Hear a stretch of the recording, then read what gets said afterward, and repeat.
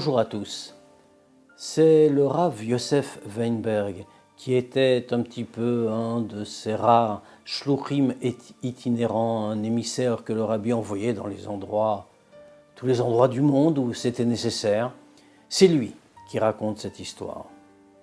Il devait partir pour l'Afrique du Sud à partir de Londres et comme toujours, avant d'entreprendre ce voyage depuis New York d'abord, il aurait eu une entrevue avec le Rabbi pour recevoir sa bénédiction pour tout ce qu'il allait rencontrer pendant ce long périple.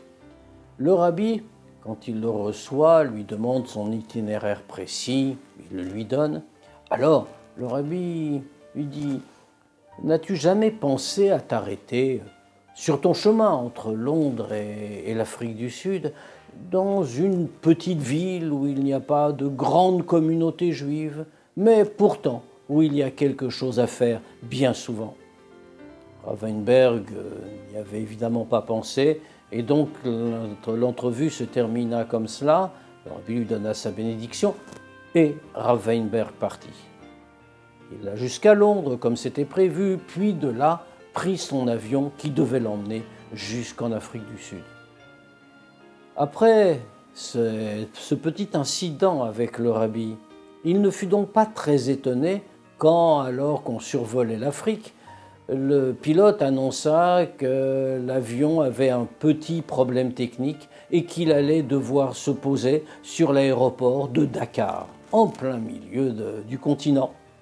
Et effectivement, l'avion se posa et on fit savoir aux passagers qu'une pièce était défectueuse, qu'il fallait la faire venir et réparer, et donc que l'avion serait bloqué à Dakar pendant environ 2 jours. Pour Rav Weinberg, qui est un peu ennuyé par le développement de la situation, que faire à Dakar pendant 2 jours, rien ne l'y attendait, il eut à coup une inspiration. S'il s'était arrêté là, alors que ça n'était pas prévu, certainement, c'était dans un but bien précis. Le Rabbi l'avait presque indiqué. Alors, sorti de l'aéroport, et ne sachant pas où aller, il n'avait aucun contact dans ces régions, il se mit à se promener dans la rue, en se disant que peut-être un juif le remarquant viendrait à sa rencontre. Il marchait, lentement, se promenant.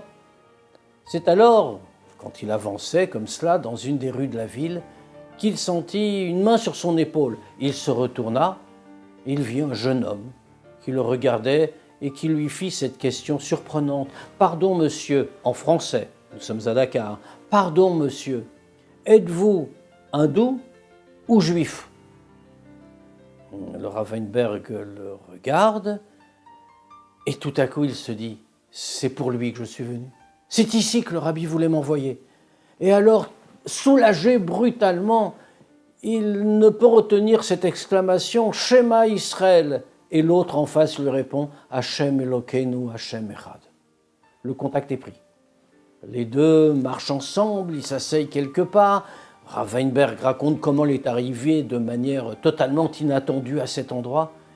Et l'autre se présente. « Je m'appelle Clément, dit-il. Je suis né en Égypte et je suis venu travailler ici dans l'entreprise d'un oncle installé à Dakar depuis 40 ans, qui est extrêmement riche, marié avec une non-juive et qui m'a proposé de venir travailler avec lui.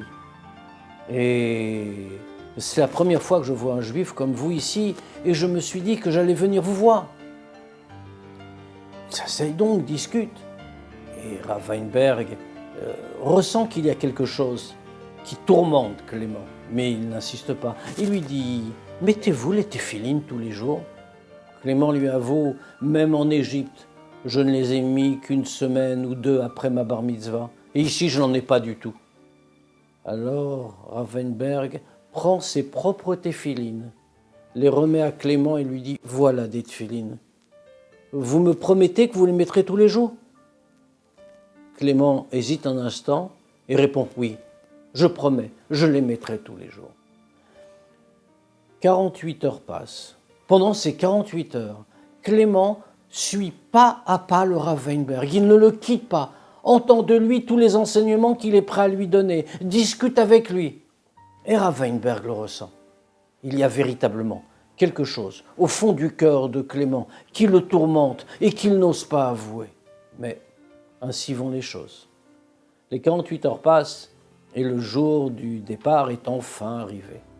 Rav Weinberg, toujours accompagné de Clément, se rend à l'aéroport pour reprendre son avion qui va le conduire en Afrique du Sud, comme c'était prévu au départ. S'installe dans un café de l'aéroport.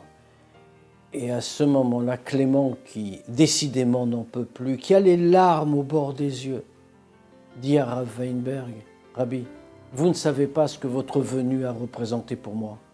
J'ai quelque chose à vous dire. Avez-vous encore quelques instants ?» Il restait 2 à 3 heures avant l'embarquement. Rav Weinberg accepte, bien sûr. Et il lui raconte. Il dit, « Je suis ici déjà depuis quelque temps. Je suis en âge de me marier, mais il n'y a pas de jeune fille juive ici. Et donc, j'ai fait la connaissance d'une jeune fille qui est très bien sous tous les aspects. Elle n'est pas juive. Et cela dérange ma conscience. Mais je sais que tant que vous étiez là, je voulais rester fidèle. Je voulais m'attacher au peuple juif. Vous m'avez donné une force, vous ne l'imaginez même pas. Mais je sais aussi qu'à l'instant où vous allez partir, je ne tiendrai plus. Et je vais disparaître de notre peuple. » Alors Rav Weinberg lui parle. Il lui dit, « Regarde, je ne t'abandonnerai pas. Je n'abandonnerai personne. Je resterai, et il se met à le tutoyer, je resterai en contact avec toi. Et tu auras de mes nouvelles et je reviendrai te voir. Mais je veux que tu me promettes quelque chose. C'est que de Dakar, tu vas partir pour la France et tu trouveras une jeune fille juive et tu l'épouseras. Tu reviendras à Dakar après si tu veux. Mais ton épouse sera juive. » Clément est très ému, très touché. Il dit, « Rabbi, merci. Vous savez, cette réponse-là, je l'attendais, je la voulais. Quand je suis venu vous voir, je priais Dieu, envoie-moi quelqu'un, envoie-moi quelque chose. Et je vous ai vu, c'est pour ça que j'étais vous voir. J'attendrai, ne m'abandonnez pas. » Toutes les promesses sont faites. Rav Weinberg remonte dans son avion, il arrive en Afrique du Sud et dès qu'il y arrive, il envoie un message au secrétariat du Rabbi pour rendre compte de tout ce qui est arrivé, pour demander d'envoyer ce qu'il faut à Clément, tout ce qui lui manque pour la vie juive, et raconter toute l'histoire, demander une bénédiction pour lui.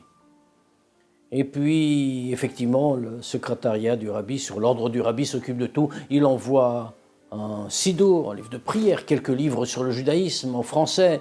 Il envoie un talit katan, il envoie une paire de téphilines. Tout ce qu'il faut pour commencer quelque chose.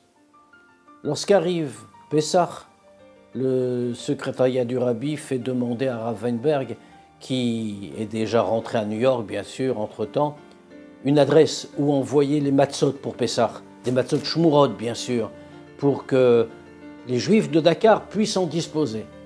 Ce qui est évidemment fait.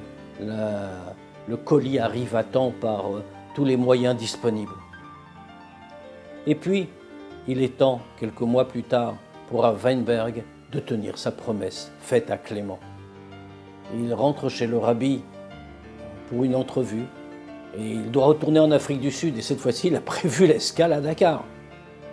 Et le Rabbi lui dit « N'oublie pas ton escale, que sans avoir besoin de panne cette fois-ci. » Et c'est ainsi que Rav Weinberg reprend son avion. Bien sûr, l'avion se pose à Dakar et cette fois-ci, Clément l'attend. Il l'amène à son hôtel et le lendemain, une surprise attend Rav Weinberg. Clément a réuni quelques juifs autour de lui, les juifs de Dakar qu'il a trouvés. Et déjà, ils ne sont pas encore tout à fait minyanes, mais ils se réunissent régulièrement, ils se réunissent pour la prière. Et à tous, Clément a fait mettre les tefilines jour après jour, les tefilines qui lui avaient été envoyées. Et voilà, et Clément raconte, ce qui nous a tous changés, la vie a changé ici. Ce qui nous a transformés, ce sont ces matzot que nous avons reçus pour Pessah. Voir que quelqu'un, un grand sage qui habite à New York, nous envoie des matzot, quand nous les avons reçus, nous avons dit, on ne peut pas les manger comme ça, on ne peut pas faire comme si de rien n'était. Alors on s'est réunis on a décidé de faire un seder de Pessah kasher, parce que ces matzot-là n'étaient pas comme les autres. Et depuis, nous mangeons kasher, nous respectons Shabbat et nous mettons les téphilines. Alors Clément conclut pour Rav Weinberg, je voudrais vous remercier. C'est vous qui nous avez apporté tout cela, mais je voudrais vous dire, ce que nous avons pensé, c'est que s'il y a un juif dans le monde qui est capable à des milliers de kilomètres de penser à nous, quelques juifs ici, au fond de l'Afrique, en plein milieu, eh bien, s'il y a un homme qui est capable de penser à quelques juifs éloignés de tout, qui ne connaissent rien, qui ont besoin qu'on les soutienne, eh bien, pour un homme comme celui-là, cela vaut la peine de rester juif. Inutile de dire que Clément avait trouvé le temps d'aller en France et qu'il en avait ramené une jeune fille qui est aujourd'hui sa femme à Dakar. Au revoir à tous.